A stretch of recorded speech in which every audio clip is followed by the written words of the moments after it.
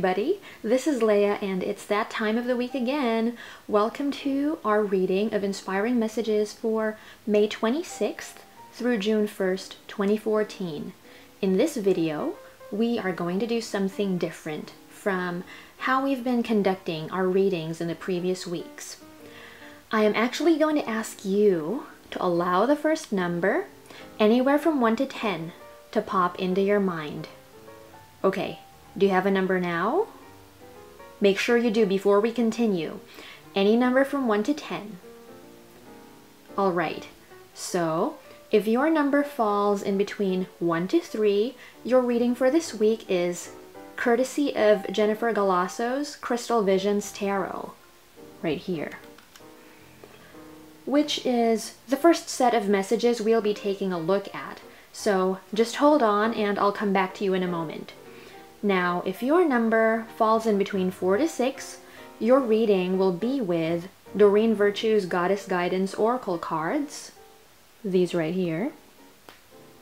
And you can fast forward to that section if you want to.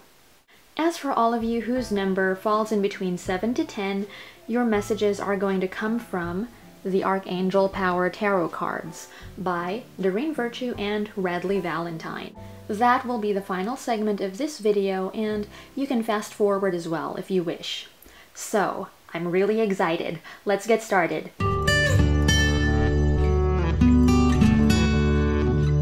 Hey there, if you picked a number from 1 through 3, this is your reading of inspiring messages with the Crystal Visions Tarot. The cards have been pre-shuffled and picked from random spots in the deck with the intention that the most helpful ones for you at the moment come up for us. So, as you can see, we have 3. For your very first card, we have Page of Cups. This tells me that you are quite possibly being nudged at this time to open up a little bit more emotionally. An issue, and by issue I don't mean problem necessarily, involving relationships and or your feelings may be the catalyst, but even without any outside force tapping you on the shoulder, it appears that this is one of those times where you're more connected to the way you feel. So, for more clues on that, let's take a look at your second card. Sometimes more messages are revealed to us involving earlier cards once we flip over the next ones. And your second card is Queen of Swords. Okay, so apparently you are being guided to have a balance between your emotions and your thoughts or logic in some way. Maybe for some of you, a new event or person serves as a trigger for your emotions to come rather strongly to the surface, as indicated by the first card, Page of Cups.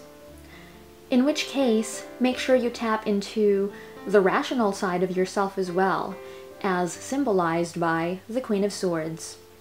This will help you keep your head on straight, so you don't do anything rash or just jump right into something, whether you perceive it as positive or negative, without giving it much thought. So, for your last card for the week, we have Five of Wands. If you are exposed to any energy of conflict at this time, see it for what it is, which is essentially egos clashing. This will help you keep your perspective so you don't take anything personally and manage a certain level of detachment. If this situation of conflict arises within you instead of being an external occurrence, now would be a really good time to remember the guidance from your previous 2 cards. Acknowledge your feelings so you know what's going on inside of you, that you can work on healing, but use your head to determine what the wisest course of action is, so you aren't just reactive to what's going on around you or inside you, but you balance your actions with a conscious thought process. So that's it for your reading for the week of May 26th through June 1st. I just uploaded a series of astrologically based videos with readings for the month of June, so Please check out those that apply to you if you feel compelled to. Thanks for watching and subscribing. Bye for now.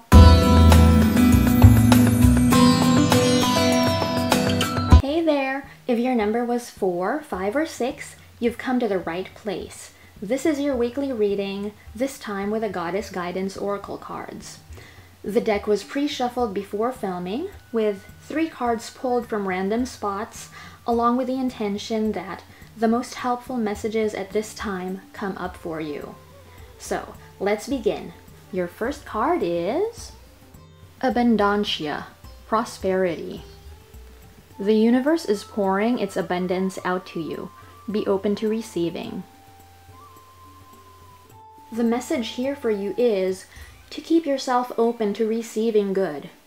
We sometimes think that everything we get has to be earned, so we're closed to some avenues through which prosperity can come to us. There is a difference between deliberately taking from somebody else the good that happens to be in their possession and accepting gifts and blessings when they're being given to us. I think some of us were raised to just simply not accept when gifts are being offered to us unless we absolutely make sure we have something to trade in exchange, because we're diminishing what the giver has by accepting their gift. While generosity is great, this is pretty much a scarcity-based belief that has us going off to work very, very hard to get anything good at all into our lives. Remember, the universe is abundant, regardless of the current state of the economy and whatnot. And sometimes all we have to do to taste this abundance all around us is to open ourselves to the possibility that we can have more than we were told we deserve or than we believe we deserve. Your next card is Ostara, Fertility. It is the perfect time for you to start new projects, access new ideas, and give birth to new conditions. Being that prosperity and fertility go hand in hand, it looks like this could be a very fortunate time for you. You can make use of the abundance available to you, be it in the form of time, money, support, or resources, to create what you feel passionate about devoting your energy to. If you've had plans or ideas involving projects you want to sink your teeth into, but you haven't started yet, try re-exploring those plans again right now and ride the wave of the help you have available to you. Remember, sometimes receiving this help is just a matter of you opening yourself to it and believing you can have better than what you've been programmed to accept that you deserve.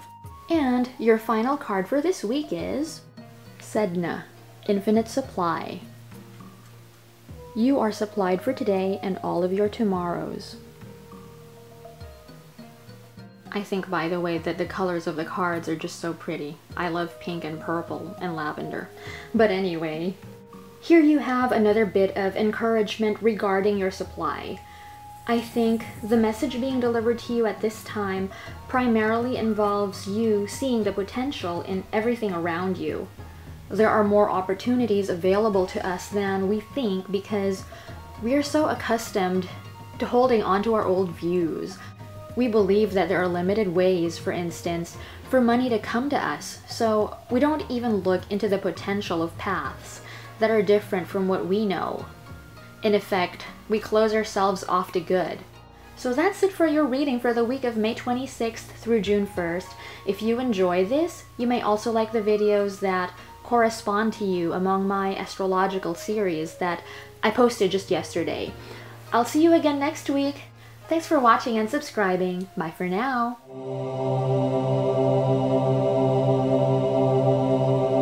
Hi! If you picked a number from 7 through 10, this segment of the video is for you. In front of us are 3 cards from the Archangel Power Tarot deck, which was pre-shuffled before filming with the intention that the messages for your highest good at this moment reveal themselves to us. So, for your first card we have 7 of Ariel. You have invested wisely, Have patience and wait for the harvest. Review your progress and make plans for your next endeavor.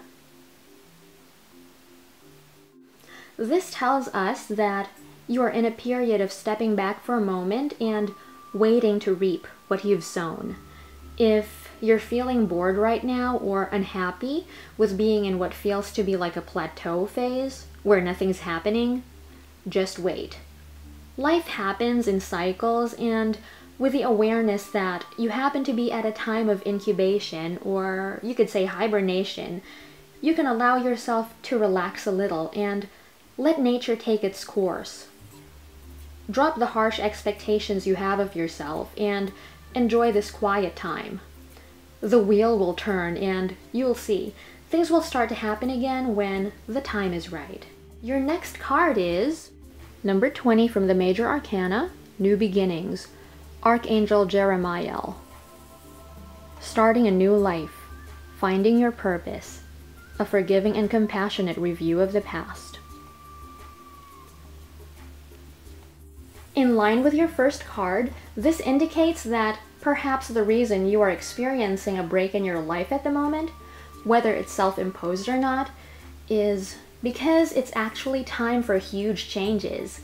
It's like a moment of reckoning where you come to terms with what you really need and what it is you should let go of now because it's no longer healthy for you.